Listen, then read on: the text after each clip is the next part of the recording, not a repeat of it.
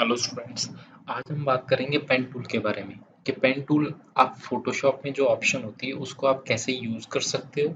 उसकी जो multiple options है, freedom pen tool, add anchor point, ये सारी चीज़ें आज हम करके देखेंगे। तो हम सबसे पहले पेन टूल को सिलेक्ट करते हैं। अब देखो, जैसे पेन टूल को सिलेक्ट किया तो यहाँ पे आपके सामने एक कर्सर आ जाएगा। आपको इस पिक्चर की कटिंग करनी है तो देखो, जो पेन टूल है वो आपको ऑप्शन देगा। जैसे आपको ज़ूम करना है तो कंट्रोल प्लस प्लस करके आप ज़ूम भी कर सकते हो। अब कंट्रोल प्लस प्लस किया। अब अगर आपको नीचे जाना है तो आप स्पेस प्रेस करोगे, आपका ये हैंड आ जाएगा बना हुआ। तो इस तरीके से आप अपनी पिक्चर को मूव कर सकते हो कटिंग के दौरान। तो मैंने दोबारा से सिलेक्ट किया,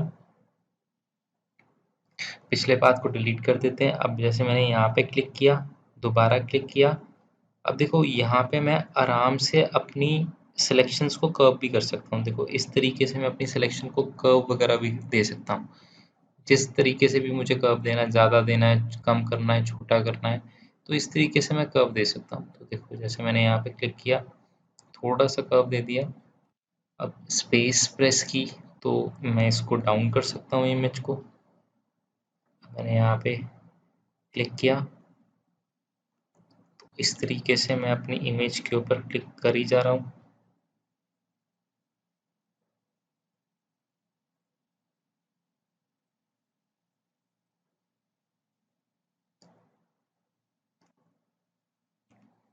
अब सपोज थोड़ा सा आपको क्या करना है कि इमेज के इनसाइड रहना है, आपको बाहर नहीं जाना, नहीं तो जब आप इसकी सिलेक्शन करोगे, अब अगर आपकी सिलेक्शन गलत हो गई है तो आप बैक स्पेस यूज करके अपनी सिलेक्शंस को डिलीट भी कर सकते हो।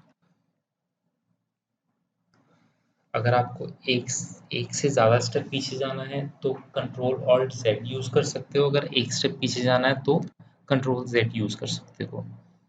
अब सपोज यहाँ पे मैं इसको लेके जा रहा हूँ। ये जो एरिया है हेयर्स का वो भी आपको सिलेक्ट करना पड़ेगा सारा। जैसे मैंने बोला आपको कि आपको अपनी जो सिलेक्शन का पार्ट है वो आपको थोड़ा सा इमेज के अंदर रखना है ताकि आपकी सिलेक्शन अच्छी हो सके। अब ये मेरा बन गया एक। कंट्रोल माइनस माइनस करूंगा जूम आउट के लिए, control plus plus zoom in के लिए। तो कंट्रोल ज़ीरो कर दूंगा तो बिल्कुल मेरी इमेज फिट हो जाएगी। अब मैंने ये पूरी की पूरी इमेज को इतना पोर्शन सेलेक्ट कर दिया। अब मुझे अगर इसको सेलेक्ट करना है तो मैं राइट क्लिक करूंगा, यहाँ पे मेक सिलेक्शन की ऑप्शन होती है। तो जैसे ही मैं मेक सिलेक्शन के ऊपर क्लिक करूंगा, वहाँ पे वो पूछेगा फेदर रेडियस। अब फेदर रेडियस में क्या होगा, यहाँ पे आपको पिक्सल्स में अपनी चीज़ों को डिफाइन करना पड़ेगा। अब सबसे पहले मैं 0 पिक्सल डिफाइन करता हूँ, ओके करता हूँ। अब देखो, ये आपकी सिलेक्शन हो गई। अब मैं मूव टूल से इसको कट कर दूंगा। देखो, ये पूरी की पूरी पिक्चर कट हो गई आपकी। अब देखो, अगर मैं इसको सिलेक्शन को डीसेलेक्ट करता हूँ तो देखो, ये आपकी जो इमेज है ये हल्की हल्की देखो यहाँ से लग रही है कि ये कटी हुई है। ठीक है, बिकॉज मैंने फेदर कितना किया था, 0 पिक्सल किया था। अब मैं इसको एक स्टेप पीछे लेके जाता हूँ, कंट्रोल ऑल्ट जेड से। ये मेरा पाथ आ गया दोबारा। तो अब मैं राइट क्लिक, अब मैं पाथ को दोबारा सेलेक्ट करूंगा, पाथ सिलेक्शन टूल को। अब मैं राइट क्लिक करूंगा, यहाँ पे मैं मेक सिलेक्शन पे क्लिक करूंगा, यहाँ पे मैं फेदर दे दूंगा, लेट इट बी। मैंने फेदर दे दिया 10 पिक्सल, ओके किया। तो जैसे ही मैंने 10 पिक्सल देके ओके किया तो अब मैं इसको कॉपी पेस्ट करूंगा। कॉपी पेस्ट किया, कॉपी पेस्ट करके अब मैं जैसे ही इसको बाहर रखूंगा, देखो ये मेरा हल्का सा फेदर आ गया। देखो, पहले जो पता लग रहा था कि मेरी कटिंग हुई हुई है, अब मेरी कटिंग के बारे में इतना क्लैरिटी से नहीं पता लग रहा। तो जो फेदर होता है वो आपकी इमेज को मिक्स कर देता है। अब जैसे मैंने इसको यहाँ पे रख दिया तो मीन्स अब ये पता नहीं लग रहा। अब जैसे पहले इसके हेयर्स साफ पता लग रहे थे कि कटिंग की हुई है, बट अब इसके हेयर्स आपकी इमेज के बीच में मिक्स हो रहे हैं। तो मीन्स इस तरीके से अगर आप फेदर दे दोगे, देखो हर एक इमेज के हिसाब से आपको उसको फेदर देनी पड़ेगी। जहाँ पे आपको लगता है कि मोस्टली जो फेदर होती है वो 2 से लेके 10 पिक्सल्स के बीच में आती है और इसी के बीच में आपकी इमेज की प्रॉपर सेटिंग हो जाती है। ठीक है, तो ये बेसिकली था आपका फेदर का। अब इसको मैं डिलीट कर देता हूँ। अब देखो, कोई भी चीज़ अगर हम कॉपी पेस्ट करते हैं तो देखो यहाँ पे लेयर्स बन जाती है। अब ये मेरी बैकग्राउंड लेयर थी, अब ये मेरी है लेयर 1 जिसके ऊपर ये इमेज पड़ी हुई है। ये इमेज मेरी लेयर 1 के ऊपर पड़ी हुई है और ये जो मेरी बैकग्राउंड इमेज है, बैकग्राउंड इमेज में वो अलग से है।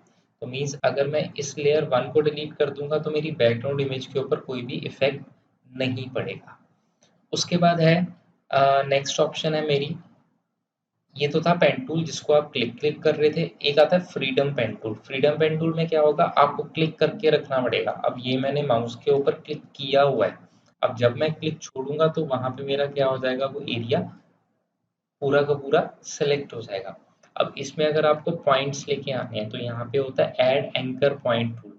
अब जैसे मैंने ऐड यहाँ पे एंकर पॉइंट टूल पे क्लिक किया तो देखो यहाँ पे मेरे पॉइंट्स आ गए। अब यहाँ पे मुझे एक पॉइंट रखना है तो यहाँ पे मेरा एक पॉइंट आ गया। तो इस तरीके से मैं अपने पॉइंट्स को इंक्रीज डिक्रीज कर सकता हूँ। अगर मुझे माइनस करने पॉइंट डिलीट करने तो क्लिक किया, अब मैंने यहाँ पे क्लिक किया तो मेरा ये पॉइंट डिलीट हो गया। तो मीन्स वहां से मैं जो कर्विंग है अब नहीं कर सकता। अगर आपको कर्विंग करनी है तो आप प्लस टूल यूज करके उसको कर्विंग में लेके आ सकते हो। जैसे अब मैंने माइनस किया तो डिलीट हो रहा था, अगर मैं ऐड कर दूंगा तो एंकर पॉइंट एक ऐड हो जाएगा, फिर आप इसको एक्सपेंड कर सकते हो।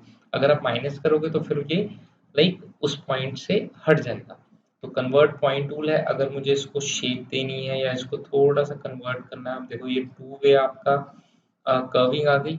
आप इसको यहाँ से भी कर्व कर सकते हो और यहाँ से भी कर्व कर सकते हो। आप इसको यहाँ से भी कर्व कर सकते हो। इसको बिल्कुल पॉइंट से सेलेक्ट करना पड़ेगा, तो ये आप यहाँ से भी कर्विंग कर सकते हो। तो ये बेसिकली आपका था पेन टूल। तो इस तरीके से आप अपनी पेन टूल से भी सिलेक्शन कर सकते हो और लेसो टूल से भी सिलेक्शन कर सकते हो। Thank you.